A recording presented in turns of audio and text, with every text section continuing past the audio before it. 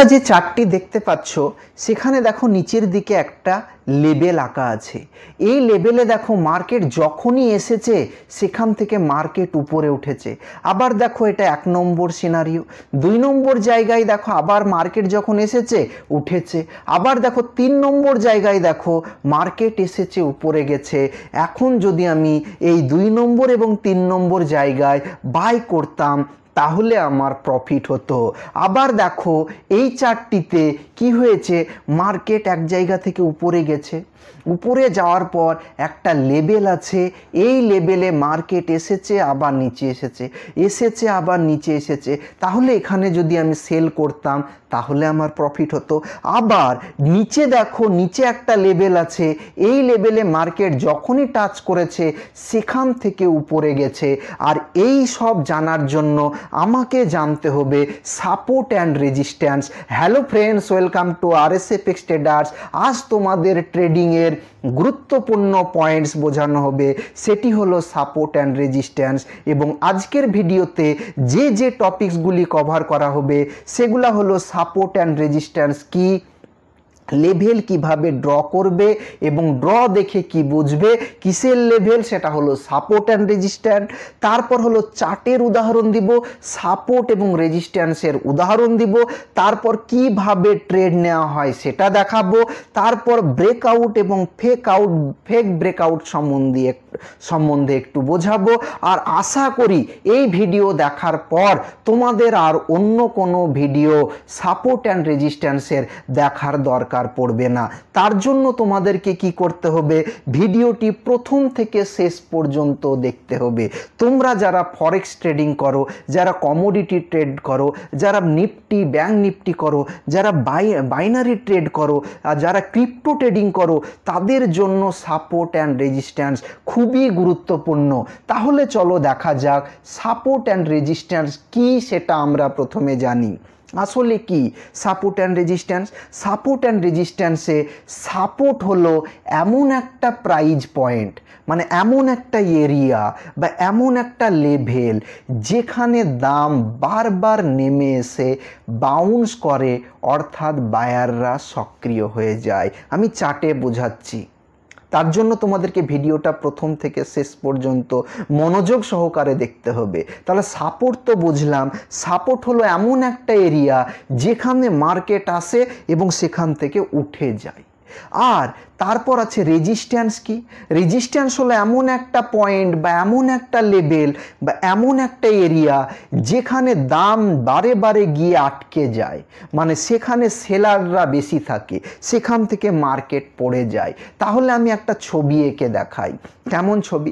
Market দেখো উপরে ছিল, উপর থেকে মার্কেট একটা লো করলো, মানে নিচে আসলো, সেটাকে বলবো লো, উপরে গেল সেটাকে বলবো হাই। তাহলে লো করার পর মার্কেট উপরে গেল, আর যেমন লো করলো সেটা আমি ড্র করে দিলাম, সেটা একটা ড্র করে দিলাম। এখন মার্কেট আবার যদি নিচে এসে এই জায়গায় এই ড্র করলাম যেখানে, সেখান থেকে যে যদি উপরে উঠে যায়, আবার যদি আসে উপরে উঠে যায়, তাহলে এটাকে একটা লেভেল বলবো বা এরিয়া বলবো বা জোন বলবো। এবং সেটা কি জোন? সেটা হলো সাপোর্ট জোন। তাহলে সাপোর্ট মানে আশা করি বুঝতে পারলে যে মেঝে, ছাদ আর মেঝে, ঘরের ছাদ আর মেঝেকে বলবো সাপোর্ট, আর ছাদকে বলবো রেজিস্ট্যান্স। আবার তুমি যদি মার্কেট দেখো নিচে ছিল, নিচে গিয়ে মার্কেট উপরে গেছে, উপরে গিয়ে আবার তাহলে এখানে হাই করলো মার্কেট, এখন আবার নিচে আসলো, মানে হাই করলো, বুঝতে পারলাম।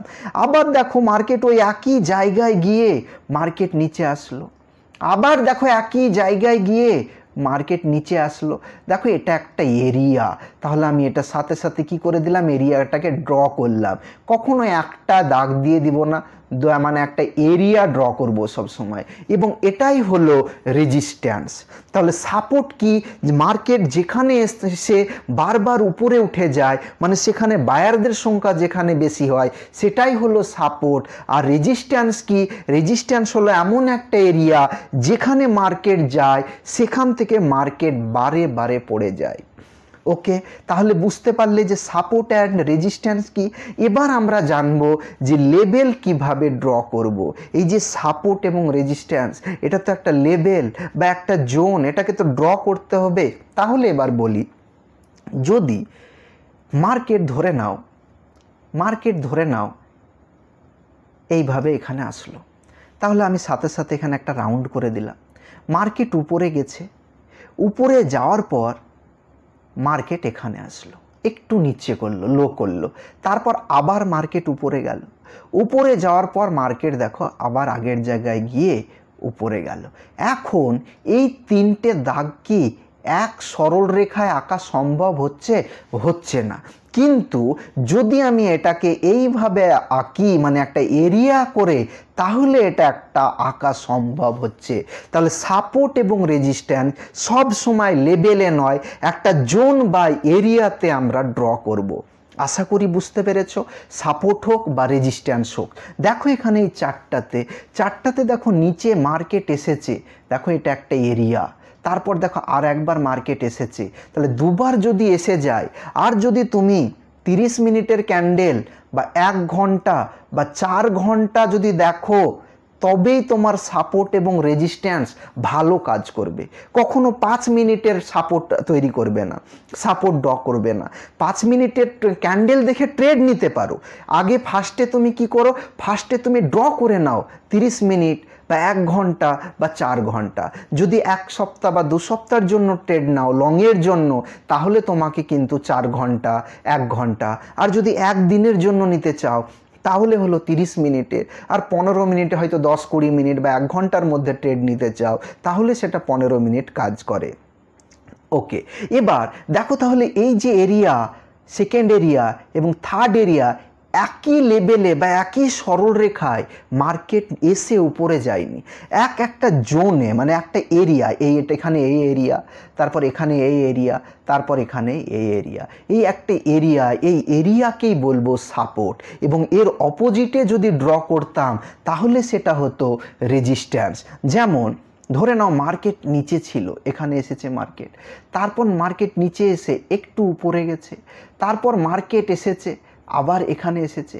এখন দেখবো এই তিনটে দাগকে ড্র করব এইভাবে।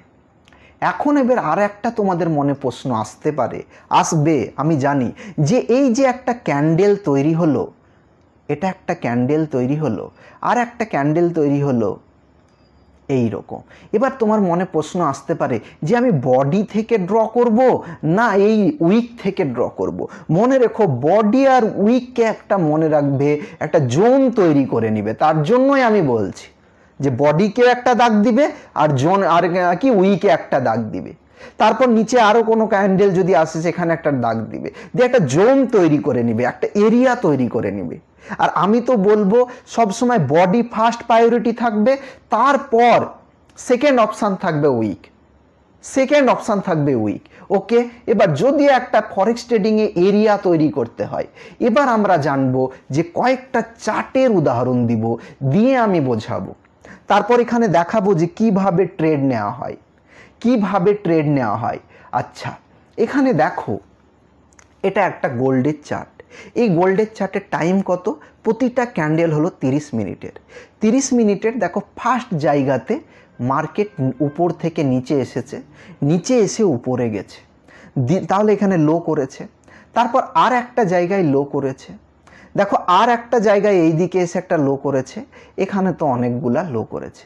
এখন আমার প্রশ্ন হলো, যদি দুটো লো করে তাহলে আমি কি করব? সাথে সাথে এখানে আমি একটা লেবেল ড্র করে দিব। এই দেখো লেবেল ড্র হলো। এবার এই ড্রয়ের মধ্যে যদি আসে এবং সেখানে কোনো বুলিশ ক্যান্ডেল তৈরি হয়, তবেই আমি বাই করব, আর তার নিচে, তার ক্যান্ডেলের নিচে স্টপ লস রাখবো, 1:3 রিস্ক রেশিও রাখবো, মানে 1:3। যদি আমি কি স্টপ লস রাখি, টার্গেট রাখবো 3 গুণ, 1 গুণ যদি স্টপ লস রাখি, 3 গুণ রাখবো আমি কি টার্গেট। আবার দেখো এই চার্টে এই চার্টটাও 30 মিনিটের, এখানটাও গোল্ডের চার্ট। দেখো মার্কেট এসেছে এখানে, তারপর এটাতে এসেছে মার্কেট এখানে এখানে এখানে। যদি দুবারে চলে আসে একই জায়গায় মার্কেট 30 মিনিটে, ভেবে নিও 3 বারের বেলায় ওই জায়গায় মার্কেট আবার এসে উপরে যেতে পারে, উপরে যেতে পারে। এবার কখনো কখনো এরকম বলতে পারে যে এই যে 1 নম্বর জায়গায় মার্কেট এসেছে, 2 নম্বর জায়গায় মার্কেটও আসতে পারে। হ্যাঁ আসতে পারে। সেখানে যদি শিওর হও, যদি একটা বুলিশ ক্যান্ডেল তৈরি হয়, তবে তুমি বাই এন্ট্রি নিবে। আর যে আগের যে লো আছে সেই লোয়ের নিচে স্টপ লস রাখবে, এবং 1 গুণ যদি স্টপ লস রাখো, 3 গুণ তোমাকে প্রফিট নিতে হবে। তাহলে দেখবে মাসের শেষে তুমি প্রফিটেবল ট্রেডার হয়ে থাকবে। আশা করি বুঝতে পেরেছো। এবার আর একটা চার্ট দেখায়। দেখো এই চার্টটাতে, এই চার্টটা হলো 30 মিনিটের চার্ট। এখানে একটা ড্র করলাম, এই দেখো নিচে, তারপর দেখো এটা। তাহলে আমি কি করব, সাথে সাথে এটা একটা লেবেল তৈরি করে নিব। কখনো একটা দাগ দিয়ে লেবেল করবে না, তাহলে করে নিলে। এখন দেখো একবার এসেছে, দুবার এসেছে, মানে 3 বার আসার সম্ভাবনা আছে। 3 বার আসার, দেখো এখানে বুলিশ ক্যান্ডেল তৈরি হয়েছে, এখানে যদি এন্ট্রি নিতাম তাহলে দেখো প্রফিট হতো। এবার পরের ক্যান্ডেল দেখায়, পরের চার্ট। এই চার্টটা দেখো, এটাও গোল্ডের চার্ট। এখানে মার্কেট নিচ থেকে উপরে গেছে, উপরে গিয়ে উপর থেকে একটা হাই তৈরি করেছে, হাই করে মার্কেট নিচে এসেছে। আবার দেখো নিচ থেকে উপরে গেছে, হাই করেছে, মার্কেট নিচে এসেছে। আবার দেখো এই জায়গায় মার্কেট হাই করেছে, নিচে এসেছে। এখন এটাই হলো আমার দুটো, যখনই হয়ে যাবে দুটো পয়েন্ট, আমি সাথে সাথে আমি একটা লেবেল ড্র করে দিব। লেবেল ড্র করে দেওয়া মানে রেজিস্ট্যান্স করে দিলাম। এবং এই রেজিস্ট্যান্সের তৃতীয়বার যখন মার্কেট এসেছে, এবং দেখবা সেখানে একটা বিয়ারিশ ক্যান্ডেল হলো কি না, বিয়ারিশ ক্যান্ডেল হলে সেখানে সেল এন্ট্রি নাও, আর তার উপরে আমার স্টপ লস রাখো, আর সেখান থেকে 1:3 রেশিওতে প্রফিট বুক করো। আশা করি বুঝতে পেরেছো। ওকে, আর যদি ভিডিওটি ভালো লাগে তাহলে অবশ্যই সাবস্ক্রাইব করো, আর একবার কমেন্টসে জানাও যে এইরকম ভিডিও আরও চাই। ঠিক আছে, এখন আর একটা চার্ট। এই চার্টটা কিন্তু হলো বিটকয়েনের। বিটকয়েন মানে বিটিসি আর ইউএসডির পেয়ার, ক্রিপ্টো আর ডলারের পেয়ার। এখানে দেখো মার্কেট কি হয়েছে, নিচে ছিল, নিচ থেকে উপরে গেছে, উপর থেকে নিচে এসেছে, মানে একটা হাই করে। হাই যেমনই করলো আর একটা হাই করতে দাও, দেখো এখানে হাই করে নিয়েছে। তাহলে আমি কি করব, এই দেখো একটা লেবেল ড্র করে নিলাম। এখন যদি নিচে এসে মার্কেট ওই জায়গায় যায় আর সেখানে একটা যদি বিয়ারিশ ক্যান্ডেল তৈরি হয়, তাহলে আমি এন্ট্রি নিব, আর দেখো প্রফিট হতো। নিচে এসেছে মানে প্রফিট হতো। বিয়ারিশ ক্যান্ডেল দেখবে স্টপ লস কি রাখতে, এই জোনের একটু উপরে। প্রফিট বুক করতে কত, 1:3 রেশিওতে, মানে 1 ভাগ যদি স্টপ লস রাখতে, 3 ভাগ তোমাকে টার্গেট রাখতে হবে। আর তোমাকে স্টপ লস মাস্ট রাখতেই হবে, কারণ স্টপ লস না রাখলে হবে না, তুমি প্রফিটেবল ট্রেডার তো হবে না, কখনোই হবে না। তা তোমার জন্য তাহলে মার্কেট না। এবার আমি জানবো যে ব্রেক আউট এবং ফেক আউট মানে কি। মানে হলো, ধরে নাও একটা লেবেল তৈরি করলাম, এই যে একটা লেবেল ধরে নাও। এবার মার্কেট কি হয়, এই যে গেল, এই যে গেল, এই যে গেল, এখানে যে আমাকে সেল করতে হবে তার কোনো মানে না, তার কোনো মানে না। এখানে যদি আমার বিয়ারিশ ক্যান্ডেল মানে লাল ক্যান্ডেল তৈরি হয়, একটা ভালো ইনভার্টেড হ্যামার বা শুটিং স্টার, এইসব যদি ক্যান্ডেল তৈরি হয়, হ্যাঙ্গিং ম্যান, এইরকম ক্যান্ডেল যদি তৈরি হয়, সেখানে আমি এন্ট্রি নিব, সেল করব, 1:3 রেশিওতে বুক করব। আর তার উপরে আমাকে উপরের হাই ক্যান্ডেলের একটু উপরে স্টপ লস রাখতে হবে। এখন সবসময় কি নিচে আসবে না, আসবে না। কি হয়, কখনো কখনো মার্কেট আবার এই রকম এসে এই রকম করে মার্কেট কি হলো, আগের রেঞ্জকে ক্রস করে উপরে চলে যায়, আর এই উপরে যাওয়াকে বলা হয় ব্রেকআউট। আর ব্রেকআউট উপর মানে ছাদ ভেঙে চলে গেল, মানে আমার 2 তলার ছাদে ঠেকবে, সেটা ভেবে নিও। মানে আর একটা রেজিস্ট্যান্স পর্যন্ত মার্কেট যেতে পারে, আর একটা রেজিস্ট্যান্স ধরে নাও এখানে। তাই চার্টে অনেকগুলা রেজিস্ট্যান্স এঁকে রাখতে হবে। একটা রেজিস্ট্যান্স যদি কাজ না করে, ব্রেকআউট করে দেয়, তাহলে আর একটা রেজিস্ট্যান্স কাজ করবে। তাহলে যে রেজিস্ট্যান্সটা ব্রেকআউট এখানে করে দিল, এবার এটা হয়ে গেল সাপোর্ট। সাপোর্ট, আর উপরেরটা হয়ে গেল রেজিস্ট্যান্স। তাহলে ব্রেকআউট বুঝলাম। এবার কখনো কখনো কি সবসময় ব্রেকআউট করে? মার্কেট তোমাকে ভুলকি দেখায়। কেমনভাবে?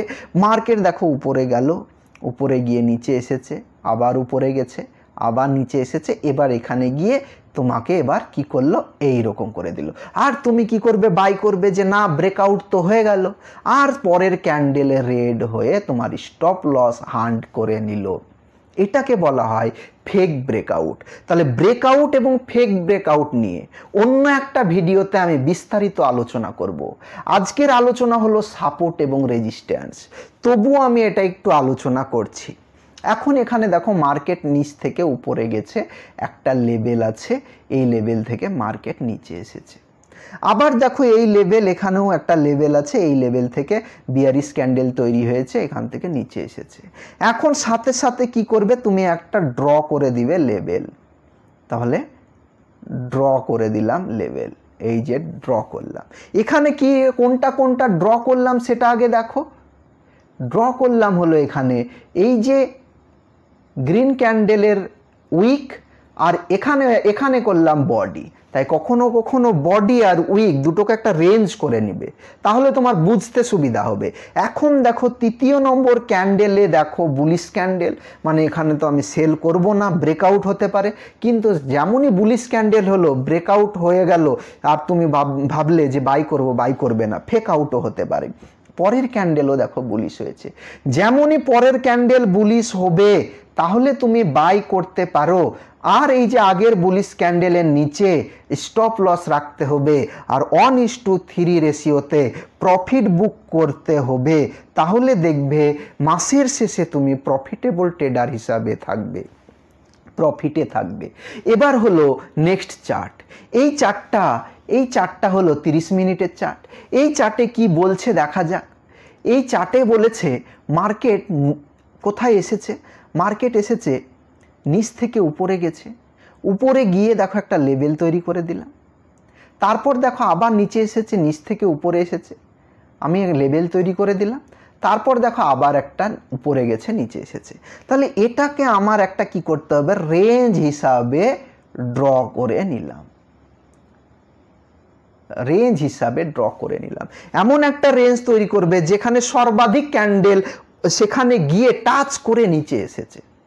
এখন দেখো 1 নম্বর জায়গা থেকে নিচে এসেছে, 2 নম্বর জায়গা থেকে নিচে এসেছে, 3 নম্বর জায়গাতে তুমি যদি এখানে সেল করতে প্রফিট হতো, 4 নম্বর জায়গাতে যদি সেল দেখো কি হলো, এই লেভেলকে ক্রস করে একটা গ্রিন ক্যান্ডেল উপরে উঠে গেল।